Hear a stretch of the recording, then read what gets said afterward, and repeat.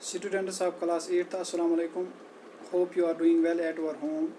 Open your textbook of General Science, class 8th at page number 175, chapter friction.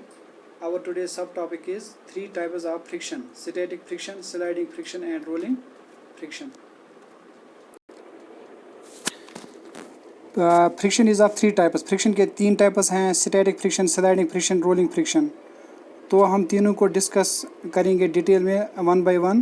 तो पहले हम शुरू करेंगे स्टैटिक फ्रिक्शन के बारे में। The maximum frictional force present between any two objects when one object just tends to move और slip over the surface of the other object is called static friction.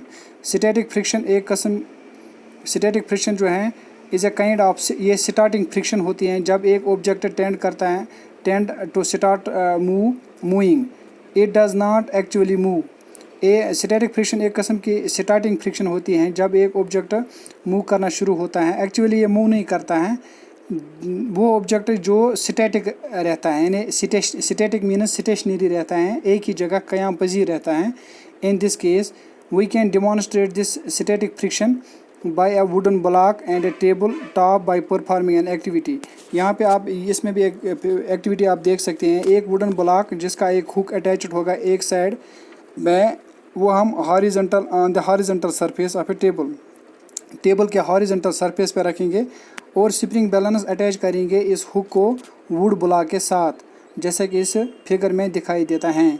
हम पुल करेंगे spring balance को right side with a small force of our hand. हम this will exert a force, ये exert force करेगा इस wooden block पे। जो wooden block जो है वो मूव नहीं, डज नॉट मूव, वो मूव नहीं करेगा क्योंकि इसकी जो मोशन है being opposite by the force of friction which acts in the opposite direction to the left side. जो ही हम इंक्रीज करेंगे pulling force apply to the wooden block को इस स्प्रिंग बैलेंस के ज़रिए, जो फ्रिक्शनल फोर्स हैं वो बढ़ता जाएगा। अल्टीमेटली जब अप्लाइड फोर्स जो है वो becomes a little more than the maximum frictional force. जो वुडन ब्लॉक हैं वो टेंड्स टू मूव और स्लिप होना या मूव करना शुरू करेगा इस सरफेस ऑफ द टेबल पे। इसका मतलब है जो फ्रिक्शनल फोर्स हैं acting between the wooden block and the table जो है has a maximum value beyond which it can not increase. जो फोर्स हम एक्सर्ट करते हैं ये कि वुडन ब्लॉक जो है ये मूव करेगा या स्लिप करेगा, ये इक्वल हैं but opposite to the force of friction. इस फिगर में भी आप देख सकते हैं जो वुडन ब्लॉक हैं जस्ट टेंड टू ये मूव होना शुरू होता है, स्लिप उस पर करना शुरू हो जाता है स्प्रिंग ऑन द इस टेबल पे।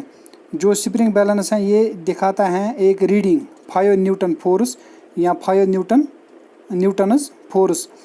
इसका मतलब है जो मैग्नीट्यूड होता है, मैग्नीट्यूड है स्टैटिक फ्रिक्शन का इस वुडन ब्लॉक और टेबल एंड द टेबल, ये हैं 5 न्यूटन।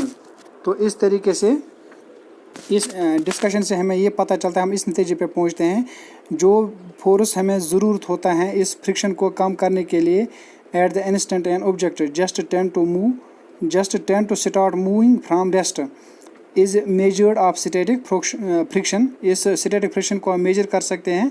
स्टैटिक फ्रिक्शन जो है ये कम्स इनटू प्ले ये जब हम ट्राई करते हैं इस स्टेशनरी ऑब्जेक्ट को जो रेस्ट में होता है इसको हम मूव करने की कोशिश करते हैं।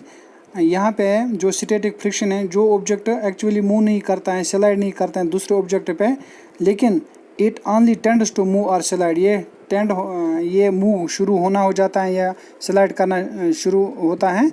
तो this is all about the static friction. In next we will discuss the sliding friction. Thank